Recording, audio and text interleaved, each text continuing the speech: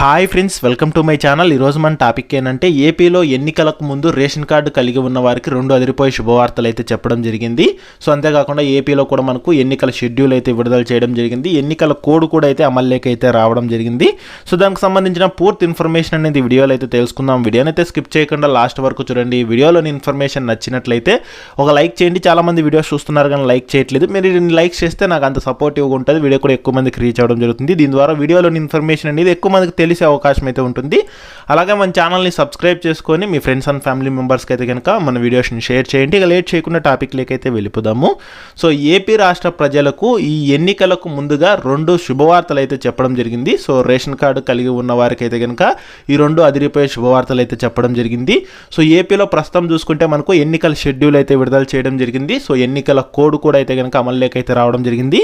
ఆంధ్రప్రదేశ్లో మనకు మే 13న అయితే కనుక ఎన్నికలు అంటే పోలింగ్ అయితే ఉంది. జూన్ 4వ తేదీన అయితే కనుక మనకు ఈ యొక్క ఫైనల్ రిజల్ట్ అయితే అంటే కౌంటింగ్ అయితే కనుక నిర్వహించి రిజల్ట్ అనేది అయితే కనుక అనౌన్స్ చేయడం జరుగుతుందన్నమాట భారత ఎన్నికల సంఘం అనేది. సో అందులో భాగంగానే మనకు ఈ యొక్క రేషన్ కార్డు కలిగి ఉన్న వారికి ఈ ఎన్నికలకు ముందుగానే 2 శుభవార్తలు అయితే చెప్పడం జరిగింది. సో ఈ యొక్క ఏప్రిల్ నెలకు సంబంధించి మనకు రేషన్ పంపిణీలో కొన్ని కొత్త మార్పులు అయితే తీసుకొని రాబోతున్నారనమాట. అందులో భాగంగానే చూసుకున్నట్లయితే కనుక మనకు ప్రస్తుతం రేషన్ అనేది ప్రతి నెల 1వ తేదీ నుంచి మనకు మొదటి వారం లోపు అంటే ఆ యొక్క నెల మొదటి వారం లోపు అయితే కనుక రేషన్ డిస్ట్రిబ్యూషన్ అయితే చేయడం జరుగుతుందన్నమాట. సో మ్యాక్సిమం అందరికీ ఆ వీక్లో చేస్తారు. కొంతమందికి కొంచెం టైం ఎక్కువ తీసుకొని చేస్తూ ఉంటారనమాట రేషన్ డీలర్స్ అనేవాళ్ళు. ప్రస్తుతం మనకు రేషన్లో ఏమేమి సరుకులు ఇస్తున్నారు అంటే కనుక మనకు బియ్యం అయితే ఇస్తున్నారు. వీటితో పాటు కందిపప్పు, తర్వాత చక్కెర, తర్వాత రాగులు పంపిణీ అయితే చేయడం జరుగుతుంది. మరికొన్ని చోట్ల ఏంటంటే కనుక గోధుమ పిండిని కూడా అయితే కనుక పంపిణీ చేయడం జరుగుతుంది అనమాట. సో ఈసారి కొత్త రూల్స్ ఏం తీసుకొని రాబోతున్నారు అంటే కనుక ఇది మార్చి నెలలోనే ఇంప్లిమెంటేషన్ చేస్తామని అయితే చెప్పడం జరిగింది. సో వాయిదా అయితే పడడం జరిగింది కాబట్టి సో ఇప్పుడు ఏప్రిల్ నెల నుంచి ఈ రేషన్ పంపిణీలు అయితే కనుక ఈ కొత్త రూల్ని అయితే తీసుకొని రాబోతున్నారు. అందులో భాగంగానే ఏంటంటే కనుక మనకు రేషన్ లబ్ధిదారులకు ఈ రాగులు ఉన్నాయి కదా, ఈ రాగుల ప్లేస్లో రాగి పిండిని పంపిణీ చేయాలని అయితే కనుక ప్రభుత్వం నిర్ణయించడం జరిగిందనమాట. దీన్ని ఉత్తరాంధ్ర, రాయలసీమ జిల్లాల్లో కిలో ప్యాకెట్ల రూపంలో పంపిణీ చేయాలని అయితే కనుక నిర్ణయించడం జరిగింది. సో రాగి పిండి అనేది అయితే కనుక బయట బహిరంగ మార్కెట్లో అయితే కేజీ 40 రూపాయలు అయితే పలుకుతుండగా ప్రభుత్వం అనేది దీన్ని 11 రూపాయలకి అయితే కనుక అందించడం జరుగుతుందన్నమాట.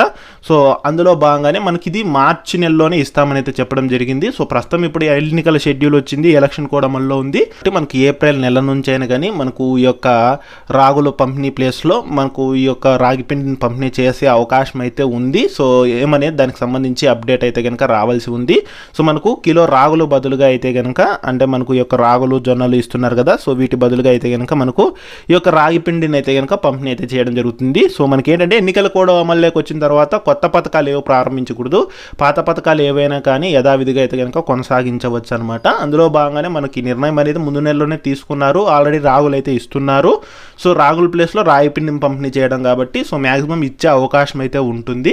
సో ఏప్రిల్ నుంచి ఇచ్చే అవకాశం అయితే కనుక ఉంటుందన్నమాట ఆ యొక్క లబ్ధిదారులకు. ఇక తర్వాత కేంద్రం నుంచి అయితే కనుక రేషన్ కార్డు కలిగి ఉన్న వరకు ఒక శుభవార్త అయితే వచ్చిందనమాట. సో మనకు అంత్యోదయ అన్న యోజన కింద రేషన్ స్వాపుల ద్వారా అందిస్తున్న సబ్సిడీ పథకాన్ని మరొక 2 ఏళ్లు పొడిగిస్తూ కేంద్రం నిర్ణయం తీసుకుంది.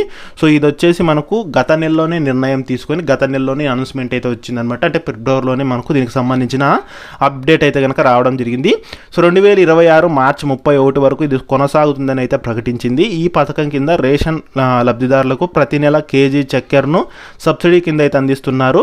అయితే ఈ చక్కెర సేకరణ, పంపిణీ బాధ్యతలను ఆయా రాష్ట్రాలు చూసుకుంటున్నాయి. సో ఎవరైతే అంత్యోదయ అన్న యోజన కింద రేషన్ షాపుల ద్వారా అందిస్తున్న సబ్సిడీ పథకానికి సంబంధించి 2 ఏళ్ళను అయితే పొడిగించడం జరిగిందనమాట. 2026 మార్చి 31 వరకు ఇది కొనసాగుతుందని, ఈ సబ్సిడీలో మనకు చక్కెరను అయితే కనుక అందించడం జరుగుతుందని అయితే కనుక చెప్పడం జరిగింది. ఇది ఫిబ్రవరిలోనే వచ్చిందనమాట అప్డేట్ దీనికి సంబంధించి.